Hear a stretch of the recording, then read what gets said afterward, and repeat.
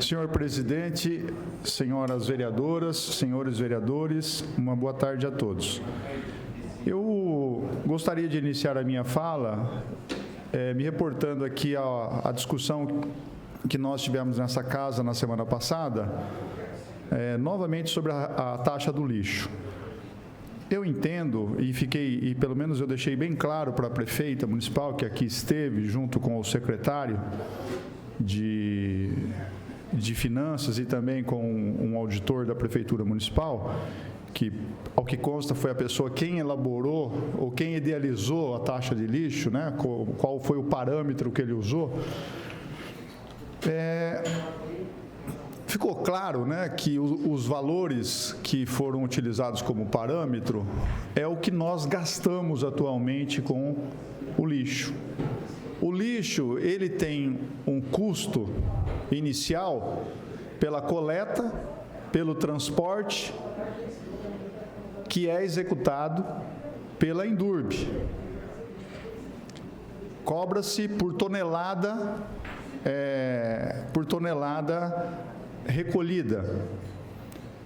Onde se pesa essa tonelada? Lá no aterro sanitário. Lá no aterro sanitário nós temos outra conta, que é a conta que o aterro cobra da prefeitura para enterrar o lixo. Pasmem, né? 40% do lixo que nós enterramos poderia ser reaproveitado. Ele é reciclável. Então, quando uma pessoa coloca uma latinha de cerveja de alumínio, que é um material de alto valor no mercado, dentro de uma sacolinha do supermercado, porque as pessoas mais pobres, as pessoas menos favorecidas, e são muitas pessoas no nosso município, não vai comprar saco preto e nem saco azul para separar lixo. Esquece. O lixo é recolhido com aquilo que a pessoa dispõe. Ela põe lá, se ela tem o saquinho do supermercado, ela põe, se ela tem o saquinho da padaria, ela põe, se ela tem o saquinho da feira, ela põe, o saquinho que ela tiver, ela coloca. E ali coloca, e para ela aquilo ali é lixo. Mas para nós não é lixo. Para nós temos que aproveitar aquilo que está lá dentro. O que a vereadora Chiara falou de criar frentes ou de empresas para que sejam interessadas por esses produtos é outra coisa fundamental. Por que eu estou falando tudo isso? Porque tudo isso tem um custo. A empresa que recebe o nosso lixo hoje, ela se lixa no bom sentido para a quantidade de lixo que vai lá e se o lixo que está lá tem reciclável ou não. Para ela, sabe o que importa? Quantas toneladas tem aquele caminhão da Endurb naquele momento? Quanto mais pesado for o caminhão, mais vantajoso para ela é. Sabe por quê? Ela cobra aproximadamente R$90 a tonelada. Se eu fizer uma conta básica, eu deposito 300 toneladas dia, e eu posso reaproveitar daquele lixo que é depositado lá 40% como reciclável, isso significa que ao invés de entregar 300 toneladas dia, eu poderia entregar 180 toneladas dia. E isso diminui custo. E essa tonelada que eu separo de reciclável, ou eu entrego para a cooperativa, não Pascam, obviamente, ou então eu posso comercializar esse produto, como muita gente faz. Está achando que supermercado é bonzinho e dá o lixo de graça que é reciclável dele? Dá nada. Supermercado não dá nada para ninguém. Ele só dá o ticket para você quando você paga a conta. Só. Até a sacolinha que você pega, você está pagando. Então, tudo lá é aproveitável. E nós não, nós colocamos isso aí tudo na conta da prefeitura. Então, quanto mais caro for o lixo, o parâmetro vai ser maior. O que eu disse à prefeita é que, e ao secretário, se nós conseguirmos, antes de fechar o custo do lixo, fazer a lição de casa, que é separando o lixo, o orgânico do reciclável, e reaproveitando o reciclável e não depositando ele no aterro, o nosso custo é menor.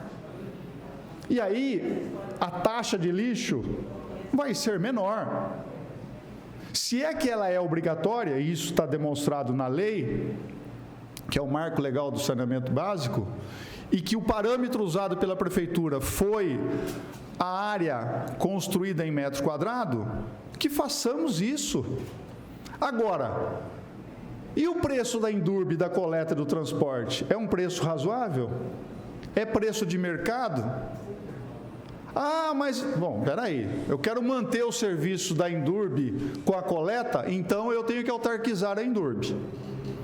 Porque se eu manter a Endurbe como empresa pública municipal, a Endurbe vai perder a coleta e o transporte do lixo. Sabe por quê? Porque vai ser necessário e obrigatório processo licitatório. Quer manter o serviço com a Endurbe? Ah, eu quero, autarquiza.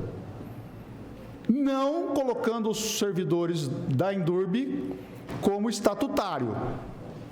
Porque aí você tem um outro problema que é com relação à FUNPREV.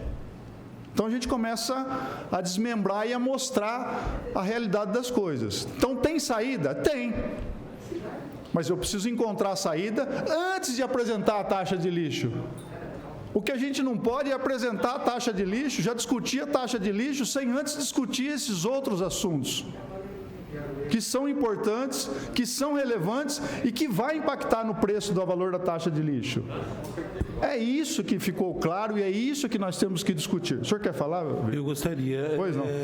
Vereador Meira, tira uma dúvida. Hoje, tem alguém da prefeitura lá no aterro fazendo essa conferência do peso? O senhor nunca foi lá? Eu nunca fui. Então, por favor, vá lá. É interessantíssimo. O caminhão chega, entra numa plataforma, pesa, descarrega e volta. E aí é o peso bruto menos do peso do líquido. Quanto que deu? Tanto. E sabe quem controla? o funcionário do aterro. Nós não temos um funcionário lá que fica 24 horas por dia, ou 12 horas por dia, ou no horário que recebe-se o lixo. Quer dizer, o que a empresa apresenta, a prefeitura acata. O motorista da Endurbe, que não é responsabilidade dele, é que confere. A rigor, nós tínhamos que ter lá um gestor, porque afinal de contas é um valor altíssimo. O senhor põe 300 toneladas dias, vezes R$90, vezes 26 e vezes 12. Faz as contas, dá quase 8 milhões de reais ano. É significativo. É muito caro. Ok? Obrigado. Segundo assunto, lei de parcelamento, uso e ocupação de solo de Bauru. Por favor, senhores vereadores e senhoras vereadoras, se não tiverem em mãos ainda o projeto de lei, eu passo.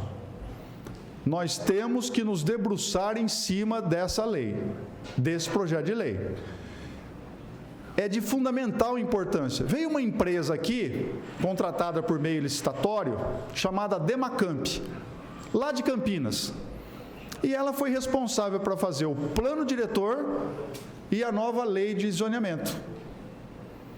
Já, inclusive, teve até aditivos disso aí tudo. Já teve um aditivo de R$90 mil para fazer realinhamento de valores, né?